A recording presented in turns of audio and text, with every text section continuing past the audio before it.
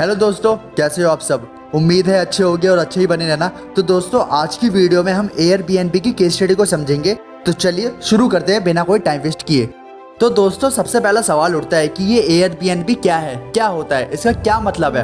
तो एयरबीएनबी एक vacation rental company है और अगर इसको दूसरी तरीके से समझा जाए तो ये एक ऑनलाइन वेबसाइट और एक ऐप है जहाँ से आप दुनिया भर में फैले हुए रेंट पर अवेलेबल रूम्स और प्रॉपर्टीज को बुक कर सकते हो। और इसके अलावा एयरबीएनबी पर आप अपने खाली पड़े हुए रूम्स और प्रॉपर्टीज को रेंट पर देने के लिए लिस्ट कर सकते हो। और दोस्तों, एयरबीएनबी का रिवेन्यू मॉडल कमीशन बेस पर चलता है, यानी कि बुकिंग करने पर एयरबीएनबी प्रॉपर्टी ओनर से रेंट का 3% लेता है और बुकिंग करने वाले गेस्ट से रेंट का 5 से 15% के बीच में लेता है। मतलब अगर आसान शब्दों में समझाऊं तो मान लीजिए मैंने कोई प्रॉपर्टी रेंट के लिए लिस्ट कर दी एयरबीएनबी पर और किसी पर्सन ने मेरी प्रॉपर्टी को बुक कर लिया रेंट के लिए एयरबीएनबी पे, तो उस टाइम पे मुझे 3% का कमीशन देना होगा रेंट प्राइस में से, या यूं कहूं कि एयरबीएनबी खुद ही काट लेगा कमीशन। और वहीं दूसरी तरफ अगर मैं किसी खाली प्रॉपर्टी को बुक करता हूँ एयरबीएनबी से तो मुझे 5 से 15% के बीच में कमीशन देना होगा अलग से उस प्रॉपर्टी को रेंट पे बुक करने के लिए। और हाँ दोस्तों, रेंट अमाउंट इस चीज से भी डिसाइड किया जाता है कि वो जो खाली प्रॉपर्टी है वो कितने दिनों के लिए बुक की जा रही है, उसके हिसाब से ही कमीशन का प्राइस कम और ज्यादा होता रहता है। तो दोस्तों, आगे बढ़ने से पहले आपको मैं ये बता दूं कि इंडिया की बहुत सी successful startup companies mostly foreign companies के बिजनेस मॉडल पर बेस्ड है। जैसे कि ओला कैब जो कि इंडियन कंपनी है, वो अमेरिकन कैब सर्विस कंपनी उबर के मॉडल पर बेस्ड है। और ओयो रूम्स का बिजनेस एयरबीएनबी से इंस्पायर्ड है। इसलिए जब भी मैं इस वीडियो में एयरबीएनबी के बारे में बताऊंगा तब आप उसे ओयो से कंपेयर करेंगे और आपको ऐसा लगेगा कि ये तो मिलता जुलता है ओयो से। तो दोस्तों, ये तो हमने जान लिया कि एयरबीएनबी क्या है, लेकिन अब हम ये जानेंगे कि एयरबीएनबी कंपनी की शुरुआत कैसे हुई और कैसे ये इतनी सक्सेसफुल कंपनी बनी। तो चलिए मिलके जानते हैं इसको।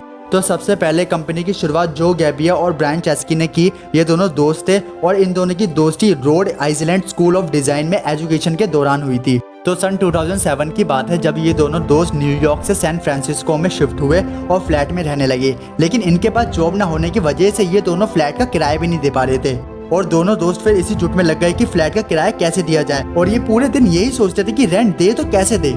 तभी उन्हीं दिनों सैन फ्रांसिस्को में एक बड़े डिजाइन कॉन्फ्रेंस को ऑर्गेनाइज किया गया था और उस कॉन्फ्रेंस की वजह से शहर के सारे होटल फुल हो गए थे, मतलब एकदम खचाखच से भर चुके थे। और जो गैबिया और ब्रायन चेस्की इस चीज को ऑब्जर्व कर रहे थे और होटल को फुल देख करके इनके दिमाग में एक आइडिया आया कि उनका जो फ्लैट का लिविंग रूम है वो मोस्टली टाइम खाली रहता है। तो उन्होंने सोचा कि क्यों ना इसे रेंट पर दे दिया जाए और कुछ पैसा कमाया जाए। और फिर इन्होंने फटाफट एक वेबसाइट बनाई जो कि airbedandbreakfast.com के नाम से थी। और इन्होंने वेबसाइट बनाने के बाद कुछ गद्दे खरीद लिए थे और इन्होंने अपनी वेबसाइट पर लिखा कि हम रात बिताने के लिए जगह और सुबह घर का बना ब्रेकफास्ट देंगे, लेकिन शर्त बस इतनी सी कि गद्दे जो होंगे वो जमीन पर होंगे, बेड पर नहीं होंगे। और इस फैसिलिटी के लिए वो लोगों से $80 चार्ज करेंगे।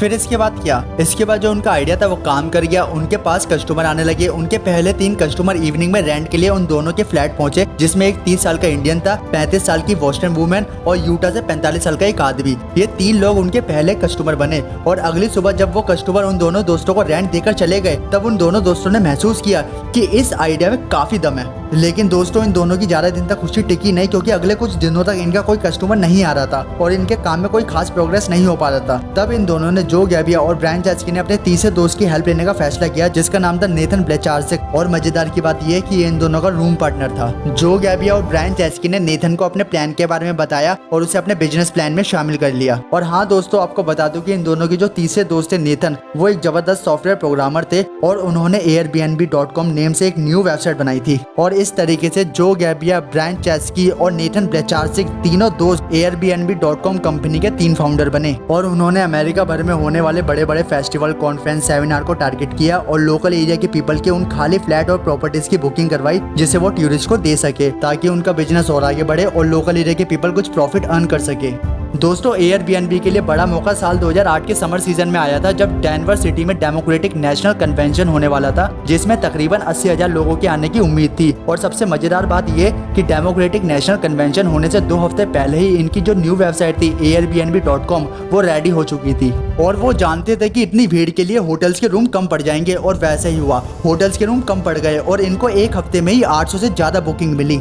अब जो airbnb.com कंपनी थी वो पॉपुलर तो हो रही थी, लेकिन अभी भी अपना प्रॉफिट अर्न नहीं कर पा रही थी। कंपनी को चलाने के लिए और इसे टॉप तक ले जाने के लिए $40,000 की सख्त जरूरत थी। लेकिन अब भी प्रॉब्लम यही कि इतना पैसा कहाँ से लाया जाए। तभी ब्रायन चेस्की को एक आइडिया सूझा। उन्होंने 1 टन ब्रेकफास्ट सैरल खरीदा और उन्हें 500-500 ग्राम के बॉक्स में पैक करवा दिया और उस इलेक्शन रेस में उन्होंने ओबामास ओस और कैप्टन मकिन ब्रांड के नाम से $40 पर पैक वैल्यू से सेल करना शुरू कर दिया। और उन्होंने कई रिपोर्टर्स को फ्री सैरल पैक भेजे जिन्होंने मीडिया में इस इंटरेस्टिंग प्रोडक्ट के बारे में डिस्कस किया और ये प्रोडक्ट और भी ज़्यादा फेमस हुआ और ये प्रोडक्ट और भी ज़्यादा बिकने लगा और ये आइडिया काम कर गया और उन्होंने करीब $30,000 के ब्रेकफास्ट सैरल बेच दिए थे।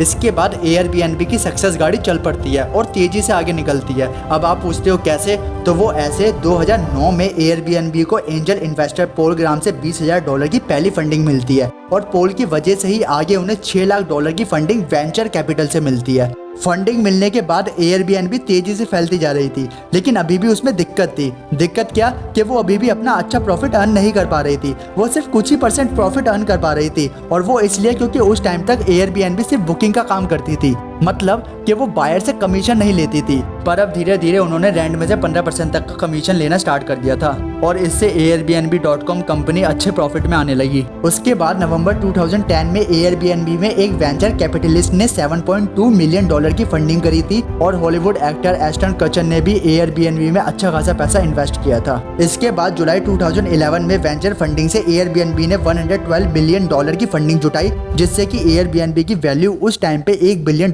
तक पहुंच गई। और इसके बाद तो एयरबीएनबी बहुत तेजी से सक्सेस की ओर बढ़ती गई और टॉप पे पहुंच गई और आज की तारीख में airbnb.com पर 220 कंट्रीज की 1 लाख सिटीज की 40 लाख से ज्यादा प्रॉपर्टीज की बुकिंग होती है और 1 बिलियन से भी ज्यादा यानी कि 100 करोड़ से भी ज्यादा लोग एयरबीएनबी की फैसिलिटीज ले चुके हैं अभी तक। और बात करें एयरबीएनबी की नेटवर्थ की, तो एयरबीएनबी की नेटवर्थ आज की डेट में $16.85 बिलियन है, जो कि कम हो गई है 2019-20 के नेटवर्थ से, क्योंकि 2020-21 में कोविड था, कोई घूमने जा नहीं रहा था इसलिए। और अगर $16.85 बिलियन को कन्वर्ट करें अभी के टाइम की इंडियन करेंसी वैल्यू से, तो वो कुछ इतने होंगे, देखिए अपनी स्क्रीन पर, कुछ इतने।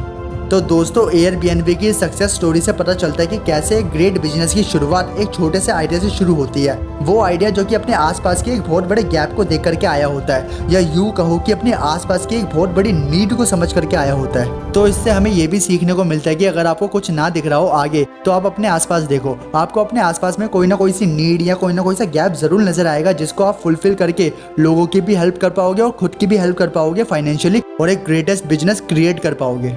तो दोस्तों आई होप आपको एयरबीएनबी के बारे में क्लियर हुआ हो। तो अब हम मिलते हैं बहुत जल्द नेक्स्ट वीडियो में, तब तक के लिए goodbye and see you in next video.